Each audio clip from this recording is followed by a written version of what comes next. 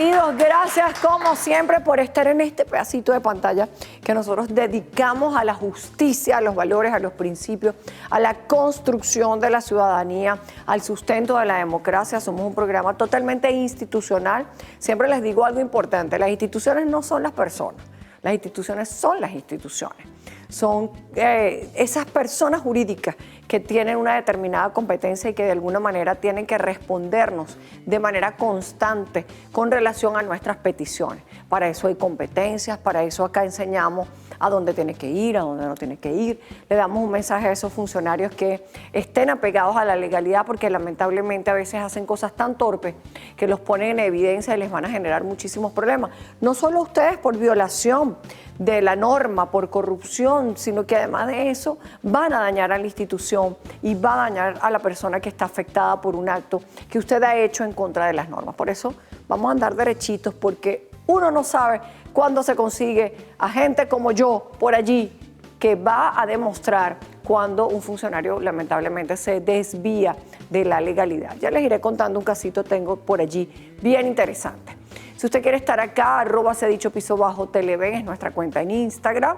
Nuestro correo electrónico, el único, por favor, shdteleven@gmail.com, y mi cuenta personal @monifernández con una Z y con una S. Por allí ustedes nos pueden contactar, los números telefónicos también están en pantalla, pero muchas veces estamos en el estudio. Si estamos en el estudio, no podemos atender nuestros números telefónicos. Lo que sí está absolutamente claro, que si nos escribe por mi Instagram, por el Instagram del programa o por el correo electrónico, usted va a estar acá, como en los dos casos que vamos a ver hoy. Adicional a eso, tenemos nuestra sección Resolución Especial. Ustedes les ha encantado esta sección, a mí me encanta muchísimo, porque es un espacio donde damos información adicional, información ciertamente con un contenido jurídico, pero que sirve a todo el mundo por igual para seguir sembrando cultura jurídica y llamar la atención sobre temas de interés. El tema que vamos a tratar hoy lo vamos a hacer con Tamara Adrián, abogada, quien es representante y defensora de los grupos LGTB, donde vamos a enfocar qué es lo que está pasando en Venezuela. ¿Es cierto que discriminan a esos grupos? ¿Es cierto que hay agresiones y que hay hechos de violencia en contra de estas personas? Nos lo va a explicar Tamara Adrián cuando veamos nosotros el primer caso. Así que adelante, señor director. Bien, buenas tardes. Pablo Cedeño, ¿cómo está Pablo? Todo bien. Y Anthony Cedeño. Hola, Anthony, ¿cómo estás? Buenas tardes. Buenas tardes. Pablo, ¿tu hijo es Anthony? Sí, ese hijo mío. Ok, ¿qué pasó? Cuéntame qué los trae hasta acá. Bueno, nosotros tenemos un problema con una cooperativa de construcción. Ajá. Somos del 2004. Yo soy fundador de la cooperativa. Ajá. Tenemos una situación de problema con un nuevo integrante de la cooperativa. Están incluyendo unos nuevos integrantes sin yo estar en presencia, en reuniones, en algo. Llegó una nueva presidenta ya, diciendo que ella era presidente. Y yo digo, bueno, señora, no me han convocado a una reunión. ¿Y cuántas personas inicialmente componían la cooperativa? 7. ¿Y tú estabas dentro de esas 7 en el estatuto de la cooperativa? Sí, somos los principales, somos fundadores. Ok, ¿y entonces cómo terminas saliendo tú de allí? Bueno, porque ellos llegaron ahí, llegó una nueva presidenta, ellos metieron otras personas más, 4 más. Ellos son mayoría ahorita. ¿Sabes que las cooperativas por mayoría sacan al... ¿Pero cómo los meten si no cumplen con los procedimientos? Ella llegó ya como presidente y yo le digo, bueno, señora, yo no la conozco a usted. Pero se hizo una asamblea de miembros. No se hizo asamblea ni nada, por eso es que le dije, yo usted no la conozco. Entonces ella llegó como presidenta, ¿no? Yo soy nueva presidenta, me tienen que... ¿Y quién la colocó allí? Bueno, ahí está un socio que tiene problemas con la PTJ. ¿Lo pueden decir? Ajá. Y a medida de ese problema, él está por estafa. Aquí está. Ok. Él está por estafa. A medida de ese problema, vienen los problemas. ¿Ves? Porque nosotros teníamos un camión. O sea que la cooperativa tenía bienes. Sí, él era el chofer de muchos años. El único chofer había sido él de ese camión. Y él con ese camión le dimos confianza, él sacaba el camión, venía, no decía nada. ¿Y a qué se dedicaban ustedes? ¿A qué tipo de obras? Construcción. ¿Pero en dónde? ¿Las conseguían por su cuenta? En toda Caracas aquí. O sea, ¿los contrataban Nos ustedes? contrataban, sí. Y nosotros íbamos y hacíamos el trabajo. Pero ¿Y desde cuándo comenzó este problema con la gente que supuestamente metieron nueva en la cooperativa? bueno, no hace como un mes y medio fue que conocí a la señora presidenta y Claro, pero es que no puedo entender cómo si hay una directiva y hay unos miembros, y me imagino que los estatutos habla de hacer una asamblea. claro, asamblea, eso es lo normal. Y no hizo nada. No hicieron nada, ellos llegaron ahí. ¿Tú trabajas también ahí, Anthony? Sí, él como hijo, sí. Él está ahí, lo metimos en la cooperativa. Nosotros éramos 35 miembros cuando empezamos la cooperativa. Pero me dijiste que eran 7 los directivos. Ahorita lo que quedamos, sí, 7, porque aquellos se fueron excluyendo solos, se fueron yendo. Y tú eras uno de los iniciales, Anthony. No, él lo metimos después. De los 7. Quedamos los 3 principales, Entonces, cada quien metió, yo metí un hijo, el señor que tiene problemas con la PTJ metió 2, y el otro señor metió 1. ¿Y qué se Hicimos supone? 7. ¿Y tú también ibas a ser trabajador? Yo cuidaba el camión y estaba pendiente. Ajá. Y las herramientas, Ok. la obra. Eso era lo que más o menos hacías tú allí. Sí. ¿Y cuándo entraste tú a la cooperativa? ¿En qué año? Como el 2017. ¿no? 17. Ok, desde el 2004 que ustedes fundaron la cooperativa hasta ahora, no había habido ningún problema. No, después que el problema proviene es porque sacaron el camión allá, nosotros no sabíamos que el señor tenía este problema con la PTJ, lo sacaron y ahí vienen los problemas. Pero el camión era de quién, de la cooperativa. De la cooperativa, ya. ¿Cómo era la distribución de las ganancias en la cooperativa? Es decir, ustedes tenían una obra, los contrataban, ¿quién firmaba, quién se responsabilizaba? Bueno, no, yo hacía el trabajo, yo y el otro socio. Y el camionero, que era el que le dimos confianza, era el que hacía el contrato y cobraba. Y después nos daban nuestra parte. Pues. ¿Y cómo se distribuían esa parte? Por igual, todo por igual. ¿Todos cuántos? ¿Los 33? No. Porque en aquel tiempo, sí, por igual. ¿eh? Los 7. Sí, después que quedamos los 7, por igual también, todos por igual. ¿Y todos además trabajaban en la obra? Trabajaban, pero tú sabes cuando uno empieza, obras pequeñas. Nunca uno empieza por obras grandes, siempre empezamos por obras pequeñas. Y bueno, por lo menos los que asistían al trabajo, bueno, Claro, porque está como medio confuso eso, porque si tú haces una obra, primero tú tienes que tener unas condiciones, ¿no? Tienes que cumplir con la LOPSIMAT, tienes que cumplir con una cantidad de condiciones de seguridad industrial. Sí. Tiene que haber una persona jurídica que responsabilice frente a la cooperativa. Tiene que haber una declaración de impuestos. Impuestos, sí.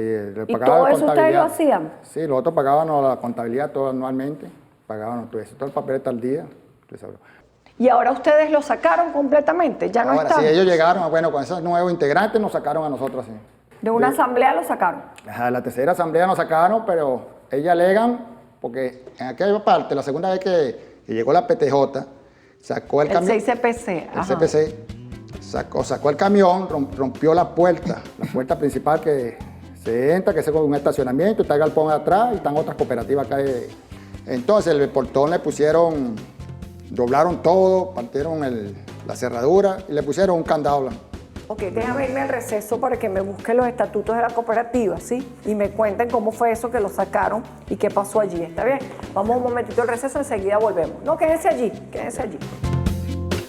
Yo no los puedo sacar a ustedes si no los notifico, si no se hace una asamblea, si ustedes demuestran que fueron notificados, porque al final ustedes estaban asociados con la cooperativa. Se ha dicho. Ok, Pablo y Anthony, por acá tengo un tema de estafa vinculado con un vehículo cuyo estatus es solicitado. ¿Ese era el vehículo de la cooperativa? Sí, el camión que lo involucró. ¿Por qué termina este vehículo incriminado en una estafa? Porque él sacaba el camión así y hacía su rebusque por ahí, como se dice. Sí, pero acá dice que se recuperó el vehículo. Se recuperó el vehículo, después volvió otra vez la PTJ otra vez por segunda vez. Por estafa, o sea, esto hay que averiguar qué pasó, porque esto tiene relación con la cooperativa. Bueno, la versión que él dice, que ese fue una trampa, que a él lo sacaron de ahí. Porque dice acá que se verificaron las documentaciones consignadas, esto fue la superintendencia vinculada con las cooperativas, sí, ¿correcto? ese es Sonacó. En consecuencia, se acuerda la aprobación de la Asamblea de Asociados y Asociadas del artículo 23, y la ratificación actual de la Junta Administrativa. Eso quiere decir que acá le dieron la razón a ellos. A ellos le dieron la razón. Fíjense, pero aquí ustedes volvieron a perder, ¿no? Volvimos a perder. Sí, Ratificación de la actual Junta Administrativa ellos y son la mayoría. reestructuración en su totalidad de la Junta, ¿ok? Teniendo como fecha de asamblea el 14 de enero del 23, y esa asamblea se dio. Sí, se dio. Yo siempre la llevo de perder porque ellos son mayoría.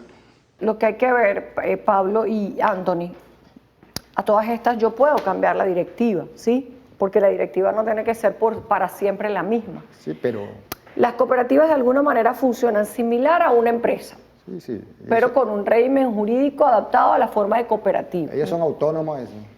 ¿Ah? Ellos son autónomos, las cooperativas son autónomas y eligen si tienen su ley. Es como una asociación, pero ahí también hay normas y hay procedimientos. O sea, yo no los puedo sacar a ustedes si no los notifico, si no se hace una asamblea, si ustedes demuestran que fueron notificados, porque al final ustedes estaban asociados con la cooperativa y lo dejaron por fuera de todo. Lo dejaron por fuera. Ajá. ¿Y por qué pasó eso?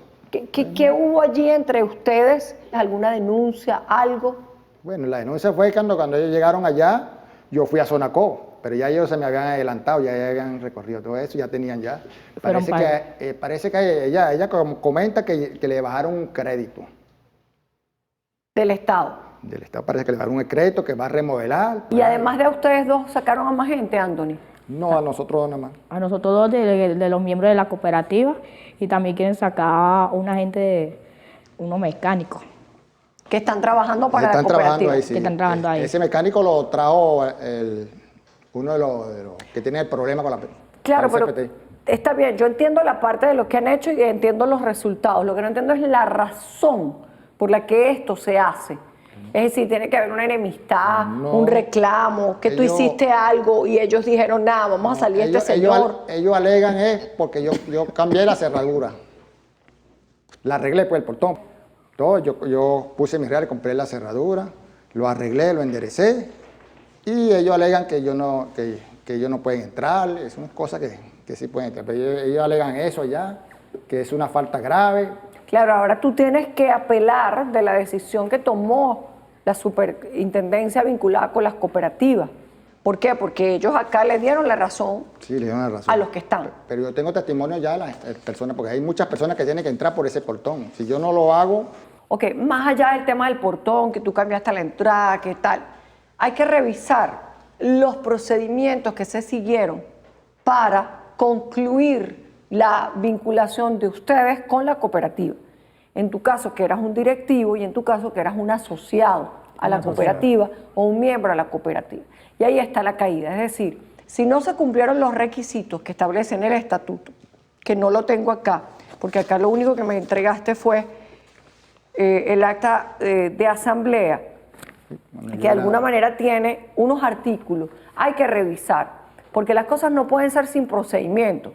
Ahora, si ellos hicieron el procedimiento y a ustedes lo sacaron sin procedimiento, ustedes pueden apelar de esa decisión, fuera de la superintendencia.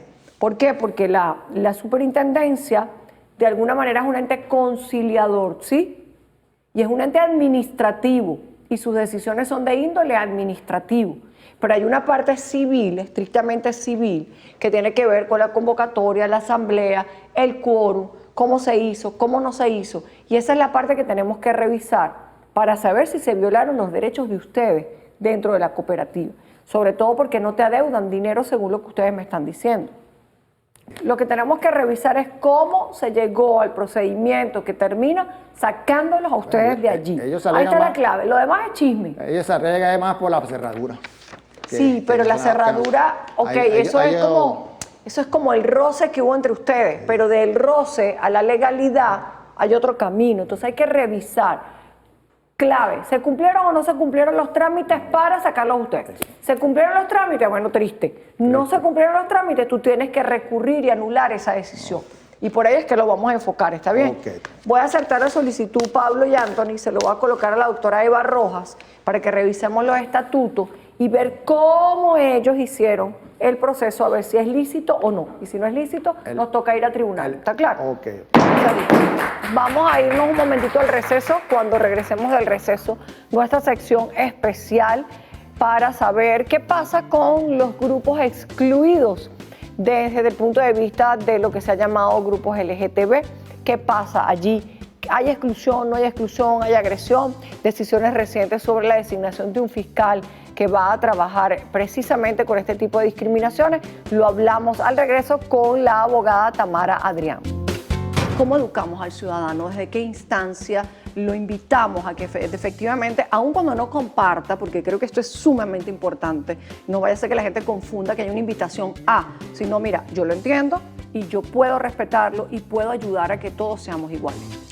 Se ha dicho. En Se ha dicho, a través de resolución especial, nos hemos propuesto que todos los venezolanos estén absolutamente informados sobre todos los temas que son de interés, no solamente jurídico, sino desde el punto de vista social, desde el punto de vista sociopolítico, para saber hacia dónde va nuestro país con relación al mundo entero. Y uno de los temas que quizás se maneja con muchísimo tabú, que no se quiere tocar, que hay restricciones con relación a los medios de comunicación, es el tema de la inclusión, basada en el derecho a la igualdad de la Constitución. Todo lo que se ha oído sobre los temas de diversidad sexual, lo que se ha oído sobre los temas de transgénero, los grupos LGTBI, etcétera, etcétera. Y para eso, papá y mamá que nos están escuchando, más allá de las posiciones religiosas que las conocemos y las respetamos y en muchas ocasiones las compartimos, más allá de lo que usted piensa, más allá de su inclinación, de su preferencia, usted tiene que escuchar y tiene que entender qué está pasando en Venezuela con relación a este tema. Y qué mejor experta que Tamara Adrián. ¿Cómo estás, Tamara? Gracias, Mónica, por esta oportunidad. Gusto en tenerte acá porque, bueno, ha sido una bandera de la representación de los derechos de las mujeres, de la representación de los derechos de la biodiversidad sexual.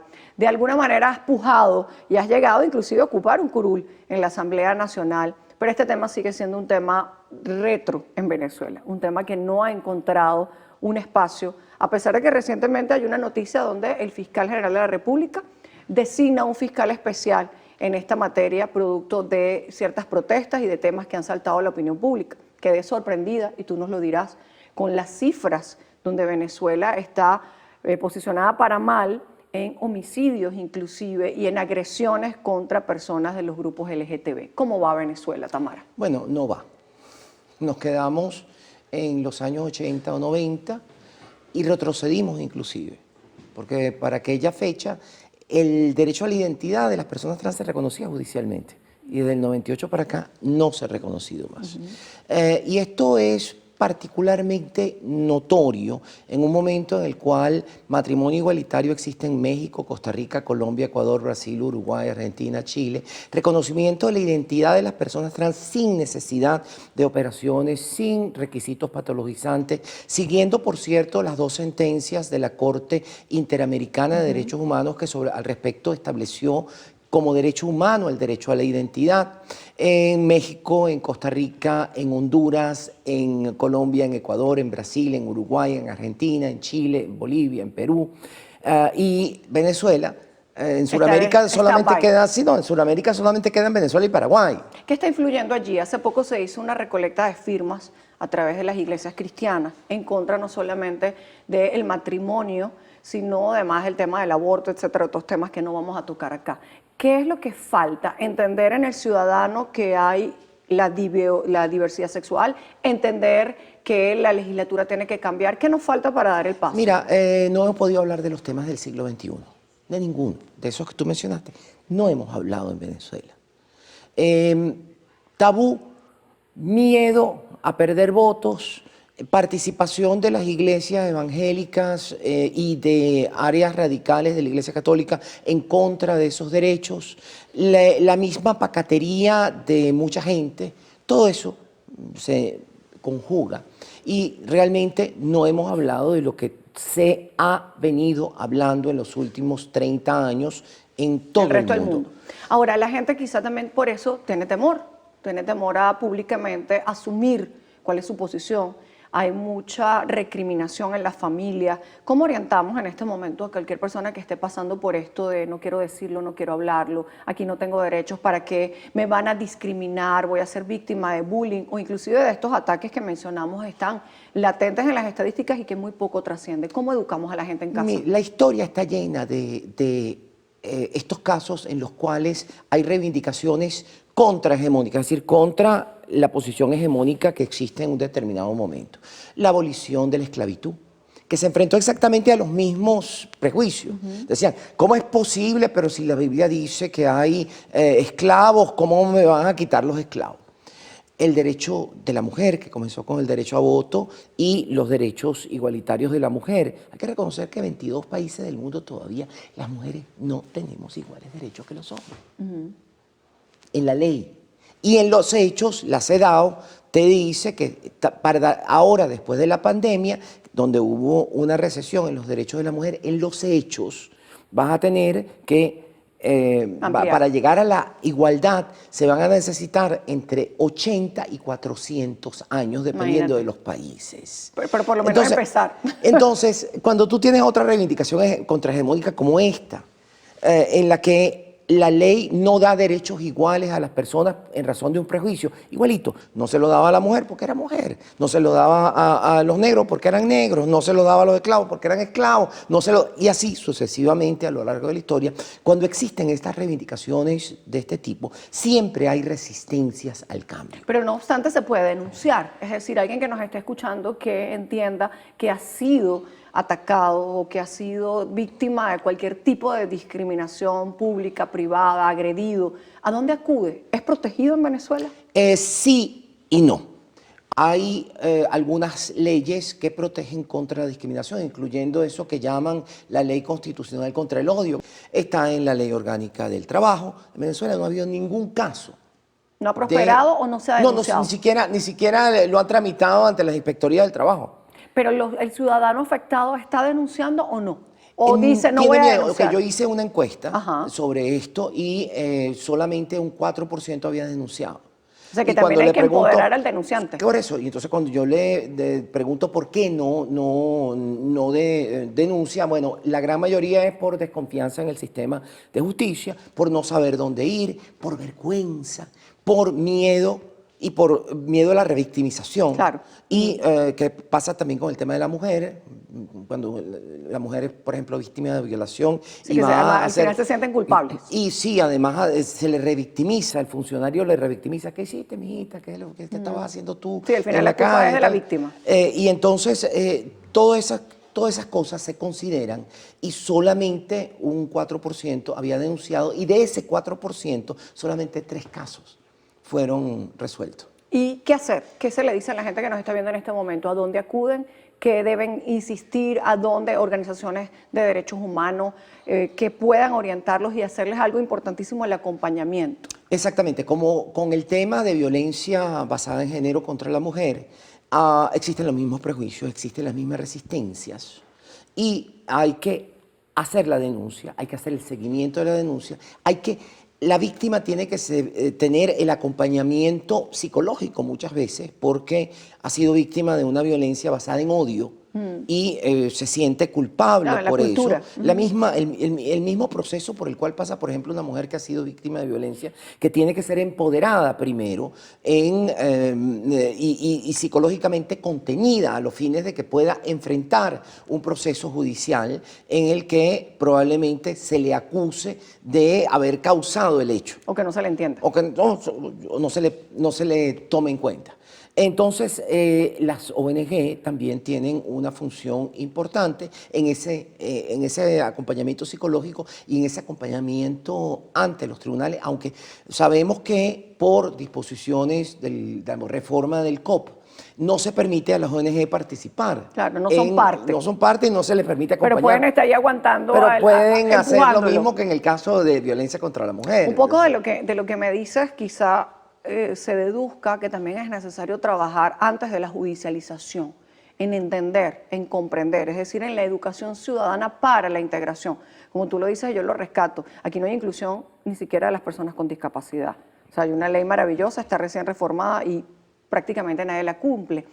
¿Cómo educamos al ciudadano? ¿Desde qué instancia lo invitamos a que efectivamente, aun cuando no comparta, porque creo que esto es sumamente importante, no vaya a ser que la gente confunda que hay una invitación a, sino mira, yo lo entiendo y yo puedo respetarlo y puedo ayudar a que todos seamos iguales? No puedes discriminar a nadie por una condición, efectivamente, como condición de salud, discapacidad, orientación sexual, identidad de género, Política, raza, religiosa, etcétera. sexo, por ninguna de esas condiciones. Son discriminaciones indebidas. En definitiva, el respeto como valor es clave para seguir avanzando en el resto de los escalones que lleve a la igualdad verdadera. El respeto y la formación, porque esa es otra cosa. Estos cambios no ocurren por generación espontánea, no ocurren espontáneamente en la sociedad. Tienen que ser inducidos por acciones públicas, de educación, de formación. Lo mismo que con el derecho de la mujer y la violencia contra la mujer. Eso no ocurre, eso no va a disminuir espontáneamente. Hay que hacer campañas, hay que hacer educación. Yo sé que el tema da para más, quizá volvamos con temas ya mucho más judiciales, cosas pendientes por hacer, pero rescatamos el tema de la educación como clave. ¿Dónde se puede comunicar la gente contigo, Tamara, para orientarse, para ver qué camino seguir en esto que estamos hablando en estos dos niveles? Necesidad de cambios legislativos, pero necesidad también de conciencia social. Con mucho gusto por mi Instagram y por mi Twitter, en ambos Tamara Adrián. En el Instagram creo que es tamara.adrián. Gracias, Tamara, por estar acá y bueno, por esta lucha que tiene tantos años y que la hemos seguido. A ustedes en casa, como les dije al principio, no importa lo que tú pienses, nadie te está cambiando tu mentalidad ni nadie te está obligando absolutamente a nada. Pero el respeto es la clave del inicio del avance de la modernidad en algunas cosas, pero sobre todo de la tolerancia. No somos más ni menos por ocupar una u otra posición y esa es la invitación que hacemos desde acá en Se ha Dicho, a reivindicar el derecho a la igualdad, pero sobre todas las cosas el valor del respeto. Nos vemos en una próxima resolución especial. Que esa señora que estaba allí adentro tenía un derecho preferente al derecho que usted tenía. Porque hay un derecho preferente siempre, en la ley de antes y en la ley de ahora, de ofrecerle el inmueble a la señora. Se ha dicho. Bien, recibo por acá a Pedro Bermúdez y Pedro Torres. ¿Cómo están? Buenas tardes. Buenas tardes. Pedro y Pedro. Mucho gusto. Ustedes vienen desde Maracay Sí, Maracay, Estado Aragua, sí. y el asunto está acá en la Urbina. Es la Urbina. ¿Y usted, Pedro, qué es del otro Pedro? Yo soy el sobrino de él. Ajá. Cuénteme, Pedro, ¿qué pasó? Bueno, la historia es la siguiente. El 16 de julio del 2007, 7. yo compré un apartamento en el edificio Capricornio, en el piso 10, apartamento 10B, de la avenida principal de la Urbina. Resulta que cuando yo compré ese apartamento, mi hermana compró simultáneamente uno en el piso 2 del mismo edificio. Ok. Yo quería comprar ese apartamento porque sabía que el lugar donde yo vivía en Maracay había muchos problemas con el lago de Valencia, que conlinda muy cerca, que fue creciendo y fue acercándose mucho al lago de Valencia. Y a consecuencia de eso, yo veía que no había futuro en esa zona, porque cada vez que llovía, las aguas se estancaban, crecía y casi llegaba hasta el borde de mi casa el agua. Ok. Y yo pensé, algún día esto puede llegar a mayores y puede haber una tragedia aquí. Y el muro de contención del lago de Valencia cada vez estaba peor y peor. Hasta que el día 13 de octubre del 2020, ahí creció el río Madre Vieja y tapó mi casa. En consecuencia de eso, yo perdí casi todos mis enseres, perdí... ¿Y ya había comprado el apartamento? Sí, yo lo había comprado porque eso fue en el 2020, Ok. ¿verdad?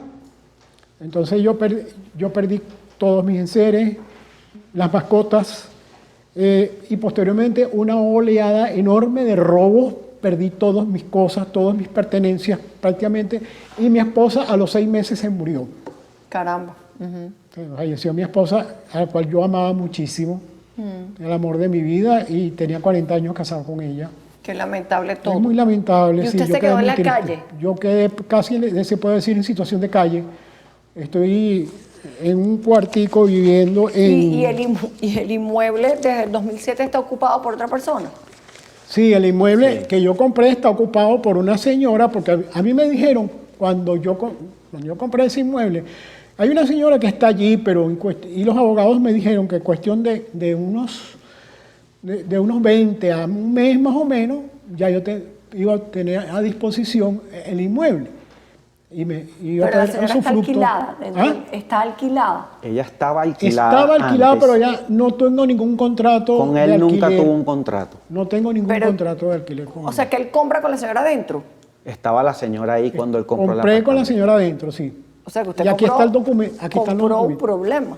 ¿Ah? Compró un problema. Sí, compré un gran problema. Un gran problema. Y una pregunta, ¿y a esa señora antes de ofrecerle el apartamento a él, le habían ofrecido el apartamento a ella? No, que yo sepa, no. Y en Hasta donde total, yo sé, no. ¿cuántos años lleva la señora viviendo allí? Ellos dicen que 30 años viviendo ahí. ¿Y usted compró por registro? Sí, está Por el documento registro. a su nombre y todo. Sí. Registrado. Registrado. ¿Lo tiene allí? Sí, Préstemelo lo un tengo momentito. acá. ¿Se puede? Sí, sí, venga. Ok, aquí está. Ajá, Pedro, entonces usted compró un problema. Esto está certificado y todo. Este es el documento. Y aquí está la demanda definitiva en alzada.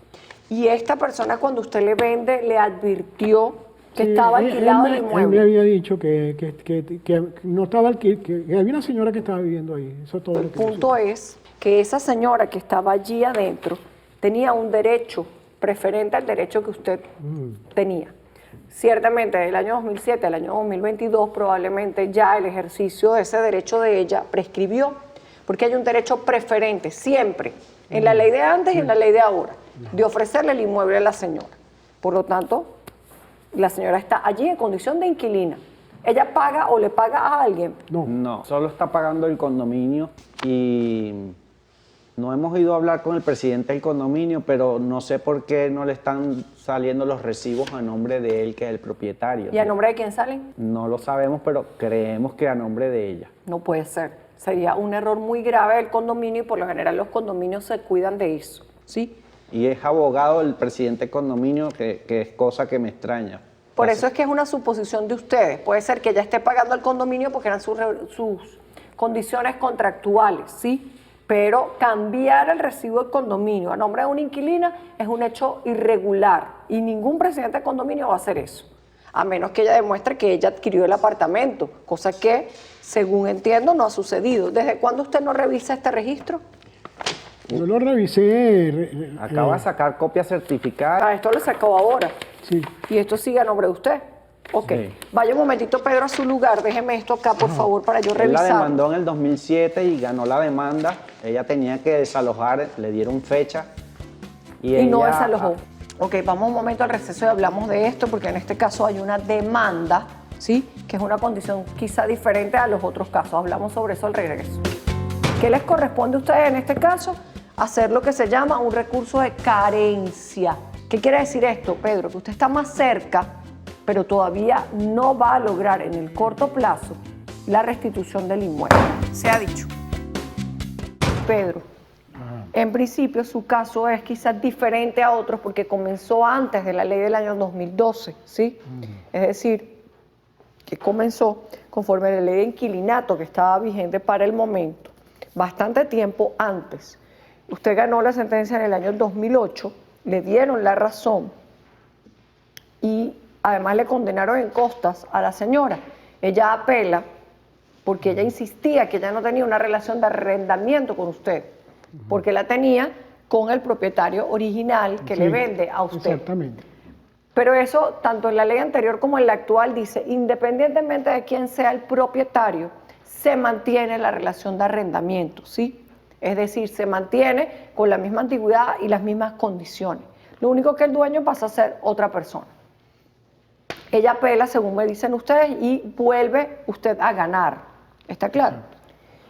Y ahí viene el tema donde, entre una cosa y otra, usted queda atrapado en la nueva ley. Porque, pregunto yo, ¿por qué en ese momento no hicieron la ejecución forzosa cuando ya había ganado Yo la contraté sentencia? un abogado y él estuvo en el Tsunami y estuvo haciendo sus movimientos. Yo como no soy abogado, no sé cómo funciona todo esto. Pero es que Entonces- Tsunami existe desde el año 2012. Bueno, Tsunami no sabía. existe en el 2008. En el 2008 había una dirección de inquilinato, había unas causales de desalojo y se iba a un tribunal a demandar el desalojo. Y usted ganó en el año 2008. No, aquí no existía ni siquiera un vestigio de que íbamos a tener tsunami. ok. Supóngase que ella apeló, no sé cuánto tiempo tardó la apelación. ¿En qué año salió la sentencia de apelación de ella a favor suyo? En el mismo año 2008 ella perdió esa apelación. En Pero 2000 lo cierto es que yo creo que no hubo mucho, él no hizo mucho esfuerzo porque en ese momento estaba bien, estaba viviendo allá. Esta señora... Sí, porque en el 2008, si usted gana, póngase que en el 2009, en el 2010, en el 2011, lo que correspondía era una ejecución forzosa del fallo. ¿Qué significaba eso? Mira, ya perdiste, ¿sí? Ya él ganó su demanda de desalojo en los términos que dijo la primera instancia y correspondía al desalojo forzoso. ¿Qué estoy viendo? Que pasó el tiempo, no lo hicieron y lamentablemente entró en vigencia la ley del 12. Y al entrar en vigencia la ley del 12, había que pedir la asignación de un refugio en la Tsunavi y ya aquí comenzamos los problemas de no hay refugio y quedó el caso en un limbo jurídico que lamentablemente en este momento no se va a poder resolver, con una diferencia. Ustedes solicitaron recientemente, en enero del 2023, una ejecución forzosa de esa demanda. Pero fíjense lo peligroso de eso. Desde el 2008-9 para acá no se había hecho más nada en ese expediente. Y eso es peligroso. Pero usted acá, según esto, usted pidió reanudar la causa al estado de ejecución. Yo pregunto algo. ¿Ya contestaron esto? ¿La otra parte se dio por notificada de esto? Creo que el lunes le van a enviar la primera notificación. Esto ya está en manos de un juez en un tribunal y todo. Sí, claro, está Y en el mismo tribunal. Y está en curso. Está en curso, pero no hay desalojo. Es decir, ustedes están haciendo lo que tienen que hacer, que es pedir la ejecución forzosa Exacto, la ejecución del fallo, porque ya él ganó. ¿Qué corresponde ahora? Lo que ustedes hicieron. Lamentablemente lo dejaron dormir mucho tiempo. Sí, Ahora puede ya viene el forzoso. ¿Qué va a pasar con el forzoso? Que no se puede ejecutar porque está paralizado por el TCJ en el año 2015, la ejecución forzosa de los fallos. ¿Qué les corresponde a ustedes en este caso? Hacer lo que se llama un recurso de carencia.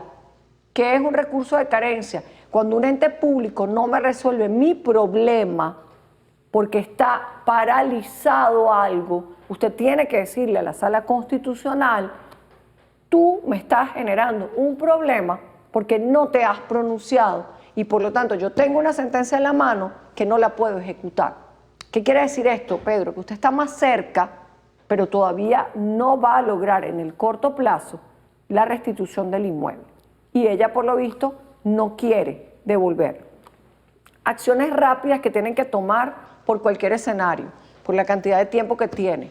Ustedes tienen que entregarle esta sentencia a la Junta de Condominio, ¿está claro? Ustedes tienen que estar en el chat del condominio. ¿Usted está en el chat del condominio?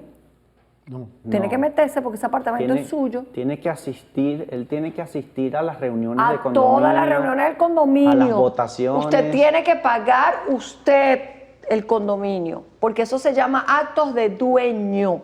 Si yo no aparezco más nunca, si yo no estoy en el chat, si la gente no sabe quién soy yo, ¿sí? Si yo no puedo recuperar mi inmueble, el día de mañana ella va a decir que ella no sabe nada de este señor. Y como no sabe nada de este señor, ella es la dueña del inmueble.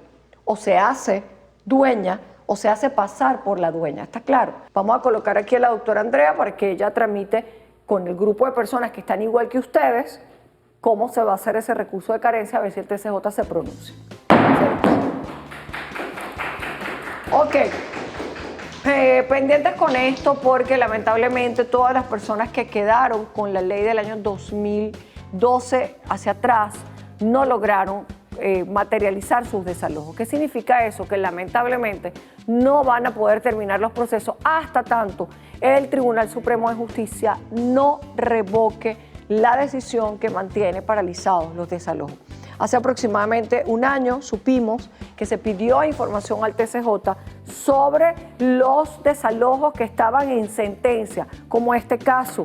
Se mandó la información y estamos a la espera de que haya alguna luz en el camino, por lo menos para todas las personas que culminaron sus procesos de desalojo conforme a lo que estaba establecido legalmente. Quien está en estas circunstancias tiene que entender, ya estás desalojado. Lo más lógico para que no tengas trauma y para que no tengas más conflictos es que dejes el inmueble y te vayas a otro inmueble. Si no, pues además van a tener que asumir los costos más temprano que tarde sobre ese desalojo forzoso que implica depositaria judicial, camiones, seguridad, etcétera, etcétera. Así que pendientes con eso porque aquí en cualquier momento se puede modificar la ley a favor de uno o a favor de otro, pero ya es hora de lograr ese equilibrio legislativo con relación a la ley del año 2012. Me despido, será hasta un próximo Se ha Dicho. Se les quiere y se les respeta. Un beso para todos y que Dios me los bendiga. Hasta la próxima. Chao, chao.